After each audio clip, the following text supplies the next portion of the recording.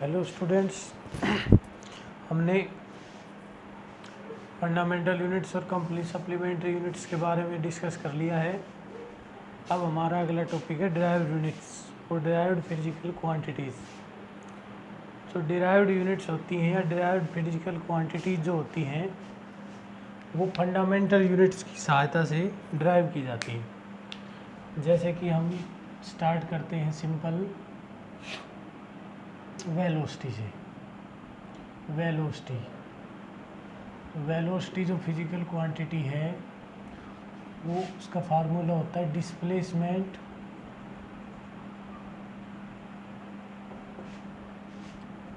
Upon time. अब displacement जो होता है वो लेंथ है, और लेंथ क्या है, एक फंडामेंटल फिजिकल क्वांटिटी है, तो लेंथ की यूनिट होगी मीटर और टाइम की होगी सेकंड। तो इसका मतलब मीटर पर सेकंड या मीटर सेकंड इनवर्स, इस टाइप की यूनिट हो जाएगी वेलोसिटी की। सिमिलरली स्पीड और वेलोसिटी में कुछ डिफरेंस होता है जो आगे टॉपिक वाइज डिस्कस कर दिया जाएगा। अब मेन बात है कि स्पीड होती है डिस्टेंस अपॉन टाइम। अब डिस्टेंस जो होती है वो लेंथ ही है, लेंथ की यूनिट मीटर है और टाइम की सेकंड है, तो यानी कि इसकी यूनिट भी मीटर सेकंड इनवर्स हो जाएगी। सिमिलरली एरिया की जब बात करते हैं तो कोई भी शेप हो उसका जो एरिया होता है उसमें मोस्टली दो लेंथ मल्टीप्लाई होती हैं। जैसे रेक्टेंगल है, रेक्टेंगल का एरिया जो है वो लेंथ इंटू ब्रेड्थ है। सर्कल का एरिया जो है वो पाई आर स्क्वायर, यानी कि pi R into R, radius into radius. जो ट्रायंगल होती है इक्विलेटरल ट्रायंगल √3/2 जो है वो ए स्क्वायर, तो इसके अंदर भी जो है ए इंटू ए, मतलब कहने का ये है कि हम दो साइड की लेंथ जो होती है उसको मल्टीप्लाई करते हैं। इसी तरह 2πr h सिलेंडर के लिए कितने भी एरिया हो, सभी एरियाज़ के अंदर टू लेंथ जो हैं वो मल्टीप्लाई होती हैं। तो इसका मतलब ये हुआ कि एरिया की यूनिट हो जाती है मीटर इंटू मीटर। MKS मिलेंगे तो मीटर स्क्वायर हो जाएगी, स्क्वायर मीटर भी बोला जा सकता है या मीटर स्क्वायर। और इसी तरह अगर सीजीएस के अंदर लेते हैं तो सेंटीमीटर स्क्वायर। सिमिलरली वेलोसिटी के बाद एक्सेलरेशन आता है। एक्सेलरेशन की यूनिट एक्सेलरेशन मतलब वेलोसिटी अपॉन टाइम और वेलोसिटी अपॉन टाइम। अब वेलोसिटी की यूनिट मीटर पर सेकंड इनवर्स और अपॉन टाइम की सेकंड, तो ये हो जाएगी मीटर और पर सेकंड स्क्वायर, मीटर सेकंड -2। एक सेकंड और ऐड हो जाएगा उसके ऊपर जाके, तो मीटर सेकंड -2 ये हो जाएगी इसकी यूनिट एक्सेलरेशन की। सिमिलरली फोर्स करना है हमने, फोर्स होता है मास इंटू एक्सेलरेशन। अब जो मास होता है वो एक फंडामेंटल क्वांटिटी है, इसकी यूनिट होती है किलोग्राम और मास की हो जाती है मीटर सेकंड -2 एक्सेलरेशन की। तो इसका मतलब फोर्स की यूनिट हो जाएगी किलोग्राम मीटर सेकंड इनवर्स। ये MKS सिस्टम में है। और इन द फंडामेंटल यूनिट्स अगर इसकी स्पेशल यूनिट लेते हैं हम MKS सिस्टम की, तो फोर्स की होती है न्यूटन। ये न्यूटन जो है वो फोर्स की यूनिट है MKS सिस्टम के अंदर, SI यूनिट। और CGS सिस्टम के अंदर अगर वैसे करें फंडामेंटल वाली तो हो जाएगी ग्राम सेंटीमीटर सेकंड -2। और सिमिलरली यहाँ पर जो हो जाएगी डाइन। इसी तरह वर्क की अगर हम फंडामेंटल यूनिट निकालना चाहें तो वर्क होता है फोर्स इंटू डिस्प्लेसमेंट, यानी कि वैसे तो F.ds होता है, लेकिन हम सिंपली इसको एक्सप्लेन करने के लिए फोर्स इंटू डिस्प्लेसमेंट लेते हैं।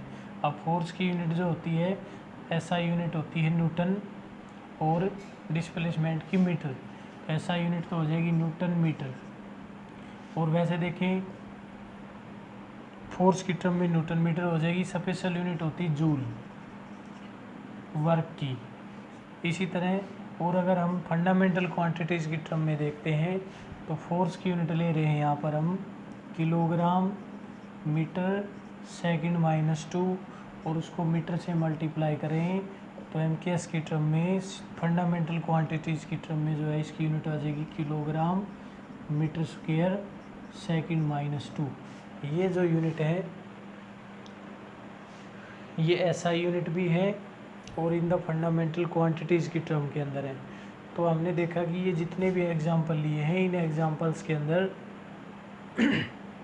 जो ये जो क्वांटिटी है, वेलोसिटी, स्पीड, एरिया, इसी तरह एक दो डिस्कस और करेंगे, प्रेशर, ये जो क्वांटिटी हैं ये सारी किसकी हेल्प से हमने डिटरमाइन की है, ये हेल्प की हमने की है फंडामेंटल यूनिट्स से। अगर फंडामेंटल फिजिकल क्वांटिटीज़ का यूज़ करके हमने यूनिट्स को ड्राइव किया है, इसलिए इनको कहा जाता है ड्राइव्ड यूनिट्स।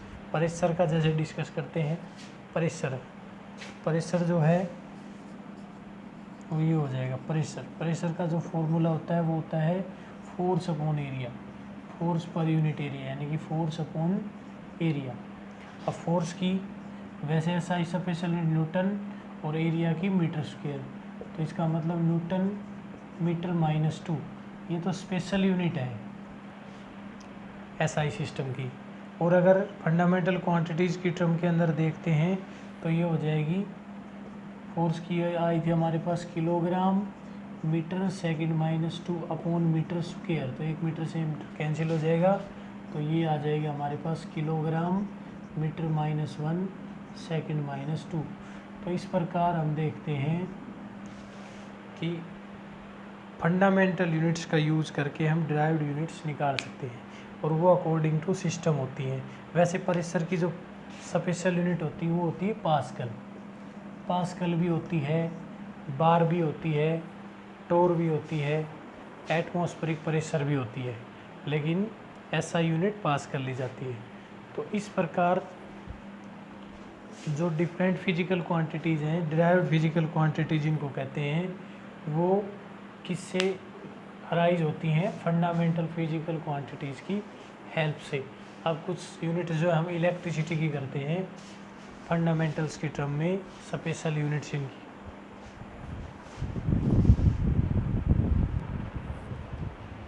जैसे कि करंट है, करंट एक फंडामेंटल क्वांटिटी है करंट, और करंट की जो यूनिट होती है वो हमने बताई एम्पियर। करंट से लिंक करके हम ड्राइव्ड यूनिट दिखाते हैं, जैसे कि चार्ज की अगर हमने यूनिट निकालनी है तो स्पेशल यूनिट तो इसकी होती है कूलाम, COULOMB। ये कूलाम जो है वो चार्ज की स्पेशल यूनिट है, SI यूनिट, ठीक है। MKS सिस्टम की है SI यूनिट कूलाम होती है, CGS की होती है स्टेट कूलाम। तो इसके अंदर क्या है, अगर हमने इसको फंडामेंटल की टर्म में एक्सप्लेन करना है तो करंट का जो फार्मूला पढ़ा था हमने वो होता है चार्ज अपॉन टाइम, यानी कि Q/T in the 10th class. अब हमने चार्ज को डिफाइन करना है तो वो हो जाएगा Q/IT, यानी कि फंडामेंटल की टर्म में इसकी यूनिट हो जाएगी एम्पियर सेकंड। और वैसे SI यूनिट इसकी स्पेशल यूनिट क्या है, कूलाम होती है। इसी तरह पोटेंशियल डिफरेंस जो होता है, पोटेंशियल डिफरेंस, अब जो पोटेंशियल डिफरेंस है उसकी यूनिट जो होती है वो स्पेशल यूनिट होती है वोल्ट, लेकिन अकॉर्डिंग टू फार्मूला के देखते हैं फंडामेंटल यूनिट्स, फंडामेंटल क्वांटिटी की टर्म में पोटेंशियल का फार्मूला होता है work done upon charge, W/Q, work upon charge. अब वर्क की जो यूनिट होती है वो देखते हैं तो वो बढ़ती है joule, special unit joule, charge की हो जाएगी कूलाम, तो पोटेंशियल की हो जाएगी जूल कूलाम इनवर्स। वैसे तो वोल्ट है, स्पेशल SI यूनिट वोल्ट है, लेकिन दूसरी क्वांटिटीज़ की टर्म में जूल कूलाम इनवर्स हो जाएगी। और फंडामेंटल की टर्म में जब यहाँ से देखते हैं, फंडामेंटल की टर्म में पोटेंशियल यूनिट हो जाएगी, वर्क की होती है kilogram metre square second minus 2, और चार्ज की हमारे पास आई थी एम्पियर सेकंड। तो इसका मतलब पोटेंशियल की फंडामेंटल क्वांटिटीज़ की टर्म में यूनिट हो जाएगी kilogram metre square second minus 3 ampere minus 1। तो ये फंडामेंटल क्वांटिटी होगी। सिमिलरली मैग्नेटिक इंडक्शन जो होता है, magnetic field intensity, magnetic field induction की यूनिट करते हैं हम, यानी कि 1 मीटर स्क्वायर एरिया में से कितनी मैग्नेटिक लाइंस जो है वो पास हो रही है उस एरिया के नॉर्मल डायरेक्शन में। ये आगे एक्सप्लेन हो जाएगा जैसे जैसे फिजिकल क्वांटिटीज आती हैं +2 के, ताकि क्लियर हो जाएगा। लेकिन मैग्नेटिक इंडक्शन की स्पेशल यूनिट, इसको बी से तो रिप्रेजेंट किया जाता है मैग्नेटिक इंडक्शन, और इसकी स्पेशल यूनिट वैसे होती है टेस्ला एम के सिस्टम की। सीजीएस सिस्टम की इसकी यूनिट होती है गूस, GAUSS गूस। उसके बाद जो है अगर हम इसकी फंडामेंटल क्वांटिटीज़ की टर्म में निकालें तो एक फार्मूला होता है, किसी मैग्नेटिक फील्ड में अगर कोई चार्ज क्या वी वेलोसिटी से मूव करता है तो उसके ऊपर फोर्स लगता है क्या we b sine theta. Theta की वैल्यू जब 90 हो जाती है तो फोर्स हो जाता है हमारे पास क्या वी बी। इसका मतलब यहाँ से निकालेंगे हम बी की स्पेशल यूनिट, बी की जो है unit in the terms of fundamental. अब F B is equal to F upon क्या वी, यानी कि ये हो जाएगा हमारे पास एफ की यूनिट होती है न्यूटन, और चार्ज की होगी कूलाम, और वेलोसिटी की मीटर पर सेकंड, और ये ऊपर जाके हमारे पास आ जाएगा Newton metre second square second coulomb inverse, ऐसे Newton metre second coulomb inverse.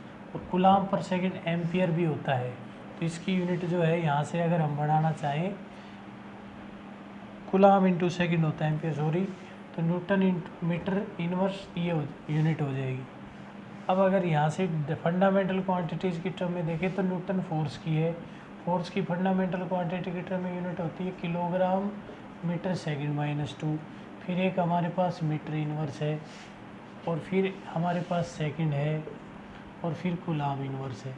तो इसका मतलब हमारे पास जो यूनिट आएगी ये मीटर-1 से मीटर कैंसिल हो जाएगा, तो फंडामेंटल यूनिट बन जाएगी इसकी किलोग्राम और सेकंड -2, और फिर एक सेकंड और कूलाम इनवर्स।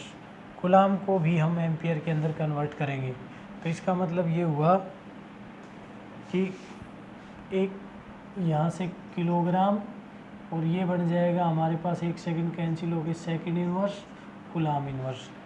कूलाम सेकंड जो होता है वो है हमारे पास कितना, कूलाम सेकंड जो है, कूलाम सेकंड जो है वो है current, coulomb into second, q is equal to I T, q is equal to I T जो है वो सेकंड नहीं, कूलाम की जगह हम लिख सकते हैं एम्पियर सेकंड। तो यहाँ से यूनिट बनाए हम किलोग्राम सेकंड इनवर्स, और ये बन जाएगा एम्पियर सेकंड, और फिर उस सारे का इनवर्स। मतलब कहने का ये है कि हमारे पास जो अगली ये यूनिट बनेगी इसकी बी की लास्ट में फंडामेंटल के टर्म में, वो बनेगी किलोग्राम सेकंड -2 एम्पियर -1, ये यूनिट बनेगी in the terms of fundamental quantities. यहाँ से देखा हमने F is equal to q we B, B is equal to F upon क्या V, Newton coulomb metre second inverse, और उसके बाद जो है न्यूटन मीटर इनवर्स सेकंड जो है ऊपर जाके पॉजिटिव हो जाएगा, और जो है ये बन जाएगा कूलाम इनवर्स। उसके बाद हमने इसको थोड़ा सा सोल्व कर दिया, यानी कि किलोग्राम मीटर से जो है मीटर कैंसिल हो गया, तो इसके लिए जो यूनिट आई है हमारे पास वो आई है फंडामेंटल यूनिट्स के अंदर न्यूटन को तोड़ दिया हमने, किलोग्राम मीटर सेकंड -2, फिर सेकंड, और फिर मीटर इनवर्स, और फिर सेकंड कूलाम इनवर्स। उसके बाद जो है ये आया हमारे पास kilogram second -2 second kilogram inverse, क्योंकि मीटर से मीटर इनवर्स कैंसिल हो गया था, इसलिए ये बन गया किलोग्राम सेकंड। अब एक सेकंड कम होगी, पावर कम हो जाएगी सेकंड की, तो kilogram second inverse coulomb inverse, और उसके बाद हमने कूलाम को एम्पियर सेकंड में तोड़ दिया यहाँ से। ये है कूलाम चार्ज की unit in the fundamental quantity के टर्म में एम्पियर सेकंड। इसका मतलब जब यहाँ पे एम्पियर सेकंड रखेंगे तो किलोग्राम सेकंड माइनस वन यहाँ से अराइज हो जाएगा एक, और एक सेकंड माइनस वन ये है, तो second minus two ampere minus one. मतलब कहने का ये है कि ये जो जितनी भी फिजिकल क्वांटिटीज़ हम कर रहे हैं, ये सारी फंडामेंटल फिजिकल क्वांटिटीज़ की हेल्प से आ रही हैं, तो इसलिए इनको कहेंगे हम डिराइव्ड फिजिकल क्वांटिटीज़। तो ये डिराइव्ड का समझ में आ गया। अब डिस्कस करते हैं हम डायमेंशन फॉर्मूला, जिसके ऊपर जो है कई न्यूमेरिकल आते हैं इन द कंपटीशन एग्ज़ाम्स, और बहुत ही इम्पोर्टेंट टॉपिक है डायमेंशन एनालिसिस। तो डायमेंशन फॉर्मूला करते हैं।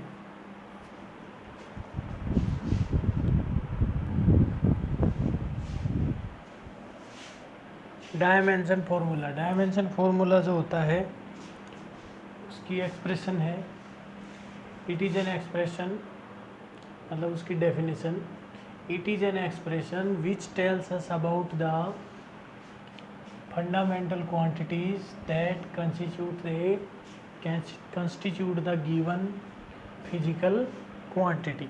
मतलब कहने का ये है कि डायमेंशन फार्मूले की एक्सप्रेशन होती है जो हमें ये बताती है कि किसी फिजिकल क्वांटिटी के अंदर जो फंडामेंटल क्वांटिटीज है वो किस प्रकार इन्वॉल्व है, मतलब कैसे उन्होंने उस फंडामेंटल उस डिराइव्ड क्वांटिटी को कंस्टिट्यूट किया है, यानी कि दो फंडामेंटल क्वांटिटी आपस में मल्टीप्लाई हुई हैं या डिवाइड हुई हैं, स्क्वायर होके मल्टीप्लाई हुई हैं, या क्यूब रूट से डिवाइड हुई हैं, या क्यूब से डिवाइड हुई हैं, किस टाइप हुई है।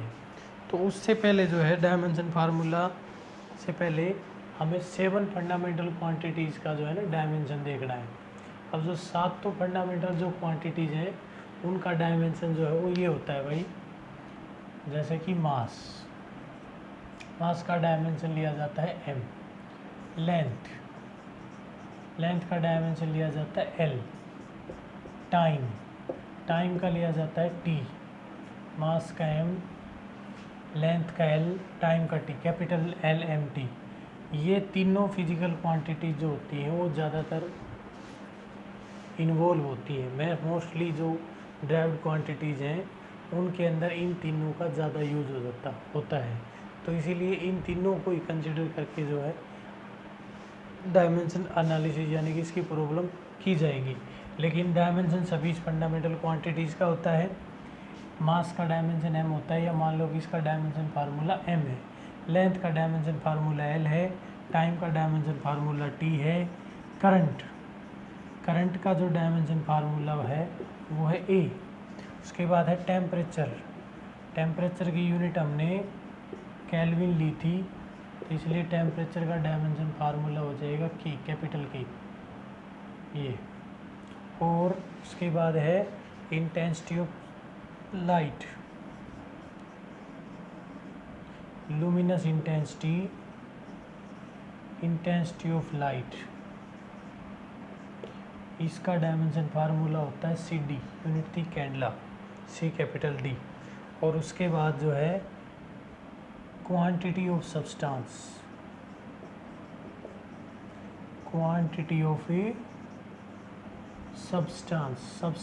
जो है उसकी क्वांटिटी की जो यूनिट हमने मोल ली थी MOL, तो इसका डायमेंशन फार्मूला होता है MOL।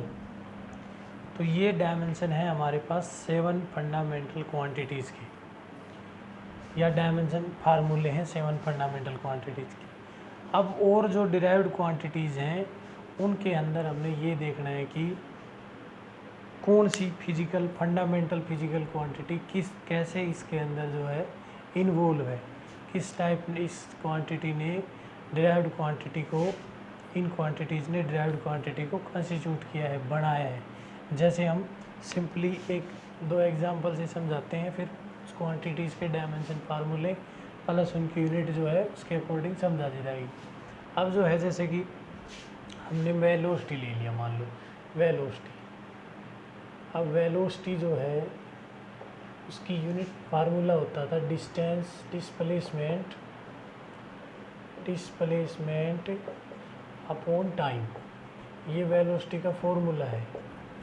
तो इसका डायमेंशन फार्मूला क्या होगा, डिस्टेंस डिस्प्लेसमेंट दोनों का जो डायमेंशन फार्मूला लेंथ वाला होता है, क्योंकि ये लेंथ होती है तो डायमेंशन फार्मूला यूज़ होगा इसके लिए एल, और नीचे है टाइम, तो टाइम का होता है टी, इसलिए इसका डायमेंशन फार्मूला बनेगा हमारे पास L T minus one, T ऊपर जाके इसकी पावर माइनस एक हो जाएगी, तो वेलोसिटी का डायमेंशन फार्मूला बन गया एल टी माइनस वन। अब क्योंकि इस फिजिकल क्वांटिटी में मास नहीं है, करंट नहीं है, टेम्परेचर नहीं है, तो इसलिए हम ज़्यादातर, मैंने कहा था कि मोस्टली तीनों जो है ये फिजिकल क्वांटिटी ज़्यादा इन्वॉल्व होती है, तो इसलिए हम इसको MLT में ही दिखाते हैं, तो मास यहाँ पर नहीं है, तो इसका डायमेंशन हो जाएगा m0 LT माइनस वन। अब बात करें यहीं से इसकी यूनिट निकालना चाहें हम, तो मास तो इसमें है ही नहीं, तो उसकी यूनिट तो हमने यूज़ नहीं करनी। यहाँ पर क्या है, लेंथ है, तो लेंथ की यूनिट क्या होती है, मीटर, और टाइम की क्या होती है, सेकंड, तो डायमेंशन फार्मूले से इसकी यूनिट बन जाएगी मीटर सेकंड इनवर्स, तो है MKS की। CGS की यूनिट बनाना चाहें तो मीटर की जगह कर देंगे सेंटीमीटर, और टाइम की जगह सेकंड, तो सेंटीमीटर सेकंड इनवर्स। इस प्रकार जो है हम डायमेंशन फार्मूला यूनिट निकालने में भी सहायक होता है, और डायमेंशन फार्मूला ये भी बताता है कि ये क्वांटिटी कैसे आई है। इसका मतलब यहाँ पर ये क्वांटिटी आई है डिस्प्लेसमेंट को टाइम से डिवाइड करके, यानी कि लेंथ को टाइम से डिवाइड करने से जो है हम वेलोसिटी तक पहुँच सकते हैं। अब जैसे इसी तरह हम करें हम एरिया की बात करें, तो एरिया होता है लंबाई इंटू चौड़ाई, यानी कि लेंथ इंटू ब्रेड्थ। अब लेंथ जो है वो लेंथ है, उसका डायमेंशन फार्मूला L, और जो ब्रेड्थ होती है वो भी तो एक लेंथ है, तो L इंटू एल, तो डायमेंशन फार्मूला ये हो गया L इंटू एल, तो डायमेंशन फार्मूला हो गया इसका L स्क्वायर। अब क्योंकि इसमें मास नहीं है तो m0, इसमें टाइम भी नहीं है t0, तो इसका डायमेंशन फार्मूला लिखा जाएगा m0 L स्क्वायर t0। और यहाँ से इसकी जब यूनिट देखना चाहें तो लेंथ जो है दो बार मल्टी, यानी कि लेंथ का स्क्वायर है, तो लेंथ की यूनिट क्या होती है, मीटर, और उसका स्क्वायर, तो इसकी यूनिट हो जाएगी हमारे पास स्क्वायर मीटर या मीटर स्क्वायर। MKS CGS में सेंटीमीटर स्क्वायर, तो इस ये डायमेंशन फार्मूला होगा। सिमिलरली डायमेंशन फार्मूला अगर डिस्कस करें हम किसका, एक्सेलरेशन का, तो acceleration velocity upon time, acceleration त्वरण, तो 9th में पढ़ा था हमने त्वरण, और ये है एक्सेलरेशन। एक्सेलरेशन इसका उल्टा होता है रिटार्डेशन, तो एक्सेलरेशन का मतलब किसी चीज़ की वेलोसिटी किस रेट से बढ़ रही है, यानी कि वेलोसिटी अपॉन टाइम, इसका फार्मूला हो गया वेलोसिटी अपॉन टाइम। अब एक्सेलरेशन का डायमेंशन फार्मूला बन जाएगा, वेलोसिटी का है LT माइनस वन, और टाइम का है T, तो डायमेंशन फार्मूला T की पावर एक ऊपर जाके ऐड हो जाएगी, वो भी नेगेटिव की, तो ये हो जाएगा LT माइनस टू। अब क्योंकि इसमें मास नहीं है तो इसका कंप्लीट डायमेंशन फार्मूला बन जाएगा m0 LT माइनस टू। और अगर यूनिट बनाना चाहें तो मास तो है ही नहीं, लेंथ है, लेंथ की यूनिट क्या होती है, मीटर, और टाइम की क्या होती है, सेकंड, मीटर पर सेकंड या metre second minus two. MKS में, CGS में सेंटीमीटर सेकंड माइनस टू। तो इस प्रकार ये डायमेंशन फार्मूला जो होता है वो ये बताता है कि इसमें ये फिजिकल क्वांटिटी है, फंडामेंटल फिजिकल क्वांटिटी है, और इस रेस्पेक्ट में है, यानी कि यहाँ पर एक्सेलरेशन दिखाता है कि लेंथ को टाइम के स्क्वायर से डिवाइड किया गया है। यह कहने का मतलब है कि जो लेंथ है वो दो बार डेरिवेट हुई है टाइम के साथ साथ, तो इस प्रकार ये हो गया एक्सेलरेशन का। अब इसी के साथ हम फोर्स का डायमेंशन फार्मूला निकालें। फोर्स जो है उसका फार्मूला होता है mass into acceleration, mass into acceleration. अब मास का डायमेंशन फार्मूला m हो गया, और एक्सेलरेशन का हो गया LT minus two, m into LT minus two, तो इसलिए फोर्स का डायमेंशन फार्मूला हो जाएगा MLT माइनस टू। तो ये बताता है कि इसके अंदर जो दो तीन फंडामेंटल क्वांटिटी है, मास, लेंथ और टाइम, और ये इसका रेस्पेक्ट है, यानी कि मास और लेंथ की मल्टीप्लिकेशन टाइम के स्क्वायर से डिवाइड है। कहने का मतलब ये है कि ये इसके अंदर फंडामेंटल क्वांटिटीज़ की टर्म में इसकी यूनिट क्या हो जाएगी, मास की क्या होती है किलोग्राम, और टाइम लेंथ की क्या होती है मीटर, टाइम की होती है सेकेंड। तो ये यहाँ से यूनिट बन गई। वैसे इसकी स्पेशल यूनिट हमने न्यूटन बताई थी MKS में, और CGS के अंदर हो जाएगी ग्राम सेंटीमीटर सेकेंड, ग्राम हो जाएगी सेंटीमीटर सेकेंड -2, और स्पेशल यूनिट जो थी वो थी डाइन। तो इस प्रकार डायमेंशन फार्मूला जितनी भी फिजिकल क्वांटिटीज़ का है, बहुत ज़्यादा फिजिकल क्वांटिटीज़ प्रेजेंट है, तो ये जो है ये बताता है हमें कि कौन सी फंडामेंटल फिजिकल क्वांटिटी इस गिवन फिजिकल क्वांटिटी में इन्वॉल्व है और कैसे इन्वॉल्व है। जैसे कि फोर्स में है मास, लेंथ और टाइम।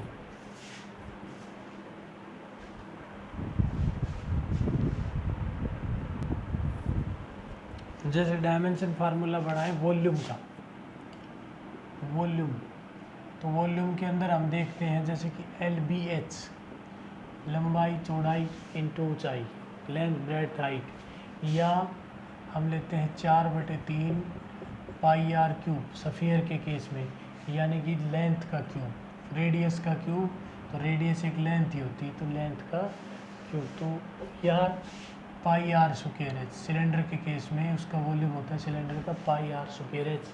तो आर रेडियस है, इसका 2 स्क्वायर है तो 2 बार मल्टीप्लाई लेंथ की यहाँ हो जाएगी, और तीसरा है हाइट। कहने का मतलब ये है कि ये फार्मूला हो गया।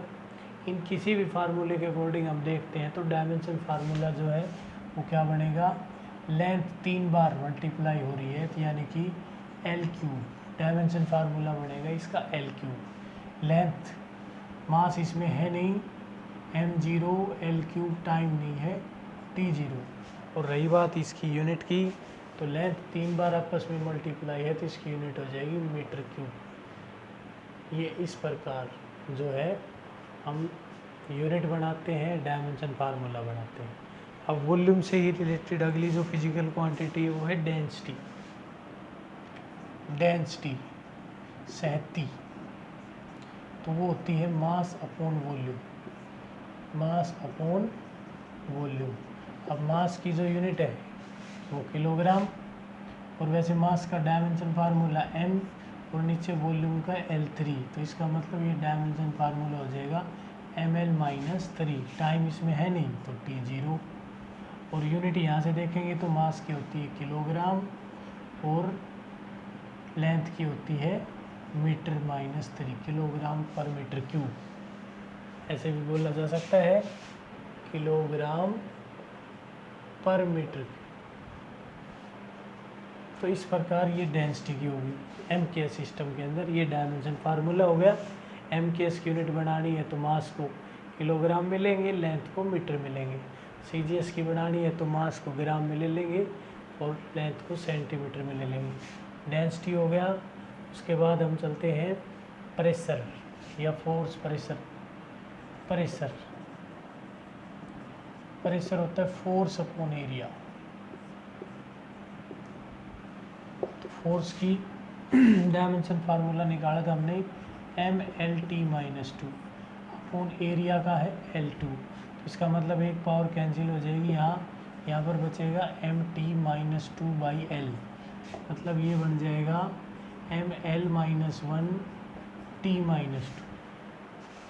वैसे स्पेशल यूनिट तो उसकी पास्कल होती है, लेकिन यहाँ से फंडामेंटल क्वांटिटी सिस्टम में MKS सिस्टम में अगर लेते हैं तो मास की हो जाएगी किलोग्राम, लेंथ की हो जाएगी मीटर-1 और सेकंड-2, और वैसे होती है पास्कल भी होती है, बार भी होती है, टोर भी होती है, एटमॉस्फेरिक प्रेशर भी होती है MKS सिस्टम के अंदर। तो ये हो जाएगा हमारे पास प्रेशर के बाद अगर हम मान लो काइनेटिक एनर्जी का निकालना चाहें, मान लो काइनेटिक एनर्जी का फार्मूला होता है 1/2 mv²। तो काइनेटिक एनर्जी 1/2 mv²। तो इसका मतलब ये हुआ कि 1/2 का तो होगा नहीं, ये कांस्टेंट है, एक्सप्लेन होगा on the basis of the dimension constant, dimensional less constant है, यानी कि इसकी वैल्यू फिक्स है और इसका डायमेंशन है नहीं। अब दूसरे नंबर पर है मास। मास का डायमेंशन फार्मूला जो है वो हो गया m, और वेलोसिटी का डायमेंशन फार्मूला हो गया एल टी माइनस 1, और फिर उसका स्क्वायर है तो स्क्वायर हो जाएगा, यानी कि वेलोसिटी का डायमेंशन फार्मूला हो जाएगा हमारे पास m L2 t माइनस 2। तो ये बताता है कि इसके अंदर जो फिजिकल क्वांटिटी है वो मास, लेंथ, टाइम, और ये इसका रेस्पेक्ट होगा, मतलब मास लेंथ का स्क्वायर टाइम पर स्क्वायर। तो यहाँ से अगर इसकी यूनिट निकालना चाहें, वैसे तो काइनेटिक एनर्जी की सबसे यूनिट होती है जूल, और in the terms of fundamental quantities और एम के सिस्टम के अंदर हो जाएगी kilogram metre square second minus 2, और स्पेशल यूनिट है जूल एम के एस की। सी जी एस की यूनिट अगर देखें तो हो जाएगी ग्राम सेंटीमीटर स्क्वायर टाइम, यानी कि सेकंड माइनस 2, और special unit in the C G S system होती है आर्क, EARG। तो इस प्रकार हम किसी भी फिजिकल क्वांटिटी की डायमेंशन फार्मूला और यूनिट निकाल सकते हैं। पोटेंशियल एनर्जी का देखना चाहें तो पोटेंशियल एनर्जी होती है mgh, gravitational potential energy.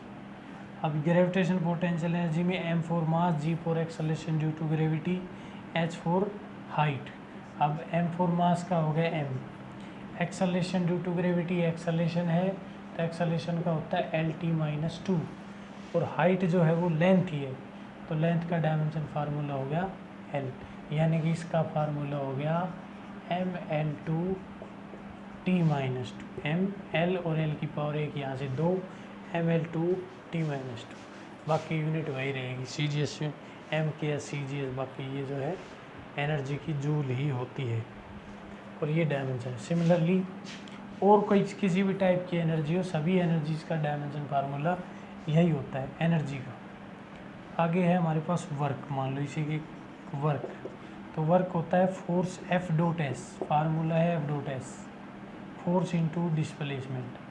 Force का डायमेंशन फार्मूला है वो हमने निकाला था एम एल टी माइनस 2, और डिस्प्लेसमेंट का था एल, तो ये बन जाएगा हमारे पास M L two T minus 2, और वर्क की यूनिट होती है जूल, वर्क की भी जूल होती है। तो एनर्जी का, वर्क का, सिमिलरली एक टोर्क का आएगा वो फोर्स इंटू परपेंडिकुलर डिस्टेंस, तो फोर्स इंटू लेंथ, सभी का dimension formula M L two T minus 2 होता है। यूनिट अलग हो जाती है टोर्क की, उसकी स्पेशल न्यूटन मीटर होती है, स्पेशल होती नहीं, तो इसकी तो स्पेशल जूल है इसलिए हम लिख देंगे जूल। अदरवाइज जो टोर्क होता है force into perpendicular distance. Perpendicular distance कहने का मतलब है कि फोर्स की डायमेंशन फार्मूला तो हो गया एम एल